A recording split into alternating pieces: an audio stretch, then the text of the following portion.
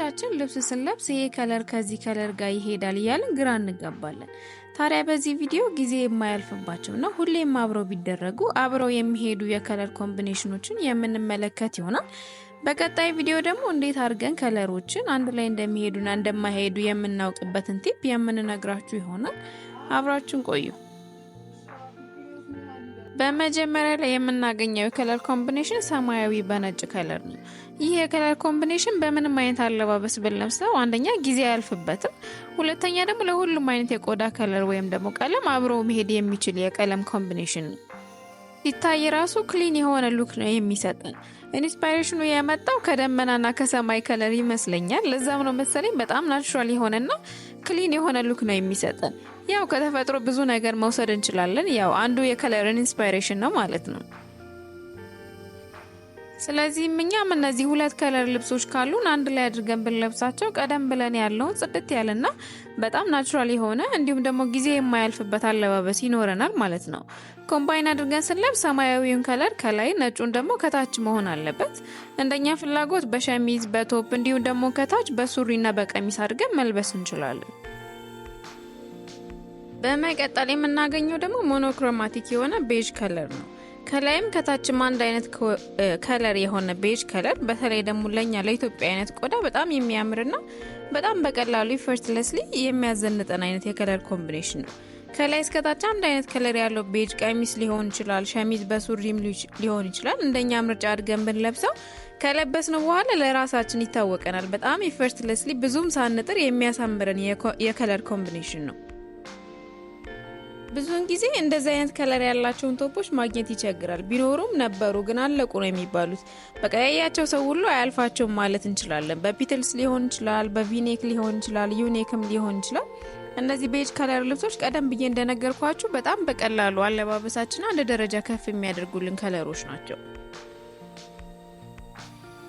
በመቀጠል የምናገኘው ደግሞ ጥቁርና ጎልድ ከለር ነው ወይም ወርቃማ ከለር ነው። ይህ የከለር ኮምቢኔሽን ታይምለስ የሆነ በጣም ደግሞ ኤሌቬትድ የሆነ ሉክ የሚሰጠን የከለር ኮምቢኔሽን ነው። ብዙውን ጊዜ ለፕሮግራም የሚሆኑ ልብሶችን ቀሚሶችን በብዛት ካያችሁ ወርቃማና ጥቁር ከለር አንድ ላይ ያለባቸው ናቸው። ካባ ራሱ የሚሰራው የታችሁ ከሆነ በወርቅ ቀለምና በጥቁር ቀለሞች ኮምቢኔሽን ነው። ሙሉ ወጥ የሆነ ጥቁር ልብስ ለብሰን ወርቃማ አክሰሰሪዎችን ቀበቶ ሊሆን ይችላል፣ ሻርፕ ሊሆን ይችላል፣ ጌጣጌጦችም ሊሆን ይችላል አድርገን መልበስ እንችላለን። ወይም ደግሞ ከላይ ጎልደን ከለር ያላቸው ልብሶች ለብሰን ከታች ደግሞ ጥቁር ቀለም ያላቸው ልብሶች መልበስ እንችላለን። ብቻ በሙሉ አለባበሳችን ውስጥ ሁለቱን ከለር ልብሶች ተጠቅመን ሚክስ ኤንድ ማች ብናደርገው በጣም የሚያምር ኤሌቬትድ የሆነና የማይሰለች የከለር ኮምቢኔሽን ይኖረናል። ለምሳሌ ሙሉ ጥቁር ቀሚስ በጎልደን አክሰሰሪዎች አድርገን ብንለብስበት ጆሮ ጌጥ ሊሆን ይችላል፣ ቀበቶ፣ የእጅ ብራስሌቶችን ማለት ነው። ለራሳችን ይታወቀናል የለበስነው ቀሚስ ኤሌቬትድ ሲሆንና ትንሽ ነገር በማድረግ ብቻ እንዴት ሙሉ አለባበሳችንን መቀየር እንደምንችል በጣም በቀላሉ እንመለከታለን ማለት ነው። በመቀጠል የምናገኘው ደግሞ ጥቁር በነጭ ከለር ነው። ይህ የከለር ኮምቢኔሽን ያው የታወቀ ነው፣ ጊዜ የማያልፍበት ነው። በጣም በቀላሉ ካሉን አክሰሰሪዎች ጋር ሚክስ ኤንድ ማች ማድረግ የምንችለው ነው። ቀለል ያለ የከለር አለባበስ ምርጫ ነው።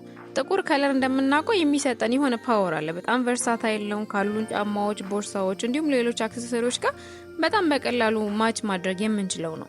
ነጭ ከለር ደግሞ በባህሪው ፍክት ያለና በጣም ጽድት ያለ ሉክ ይሰጣናል። ታዲያ እነዚህ ሁለት ከለሮች አንድ ላይ በምንለብስበት ወቅት ከጽዳት እስከ ግሬስ በቃ በሙሉ አብሮ የሚሰጠን የከለር ኮምቢኔሽን ነው።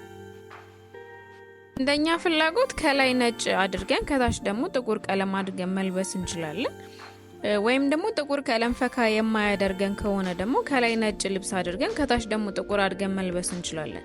በተመሳሳይ ደግሞ ነጭ ከለርን ፈካ የማያደርገን ከሆነ ኦፍ ዋይት የምንላቸው ከለሮች አሉ። ይህ በተለምዶ ሻምፓኝ ከለር የምንለው አይነት ነጭ ልብሶችን እነሱን መልበስ እንችላለን። በመቀጠል የምናገኘው ደግሞ ቤጅ ከለር ከነጭ ከለር ጋር ያለ ኮምቢኔሽን ነው። ቀደም ብለን እንዳየነው ቤጅ ከለር ከኛ የቆዳ ቀለም ጋር በጣም አብሮ የሚሄድና በቀላሉ ብዙም ሳንጥር የሚያዘንጠን ከለር ነው ብለናል። ነጭ ከለር ደግሞ በሌላ በኩል በጣም ክሊን የሆነና ፍክት ያለ ሉክ ይሰጠናል ብለናል። ታዲያ ሁለቱን ከለሮች አንድ ላይ ሲሆኑ ካዥዋል የሆነ የቀን ተቀን ነገር ግን ትንሽ ኤሌቬትድ የሆነ እንዲሁም በጣም ክሊን የሆነ ሉክ ይሰጠናል። በመጨረሻም ጊዜ የማያልፍባቸውና ታይምለስ ከሆነ የከለር ኮምቢኔሽኖች ውስጥ የምናገኘው ሞኖክሮማቲክ የሆኑ ከለሮችን ነው። ከላይ እስከ ታች አንድ አይነት የሆኑ ማለት ነው። ጥቁር በጥቁር ሊሆን ይችላል፣ ነጭ በነጭ ሊሆን ይችላል፣ ሰማያዊ ከላይም ከታችም ሊሆን ይችላል፣ በተመሳሳይ አረንጓዴም ሊሆን ይችላል። ከላይ እስከ ታች አንድ አይነት የሆኑ ከለር ልብሶች በጣም ጊዜ የማያልፍባቸው ናቸው፣ የማይሰለቹም ናቸው። አንድ ላይ በምንለብስበት ወቅትም አለባበሳችንን ኤሌቬት የሚያደርጉ የአለባበስ ስታይሎች ናቸው። በተለይ ኒውትራል ከለር የሆኑ ከለሮች ቢሆኑ ደግሞ ይመረጣል። ከላይ የጠቀስናቸው የከለር ኮምቢኔሽኖች አሪፍ ኢንስፓይሬሽን ሰጥቷቸዋል ብለን እናስባለን። በቀጣይ ቪዲዮ ደግሞ እንዴት ያሉንን ልብስ ቀለሞች አንድ ላይ ይሄዳሉ ወይስ አይሄድም የሚለውን የምናውቅበትን ትሪክ ወይም ደግሞ ሜተድ የምንመለከት ይሆናል። ቪዲዮውን እስከ መጨረሻው ስለተመለከታችሁ እናመሰግናለን።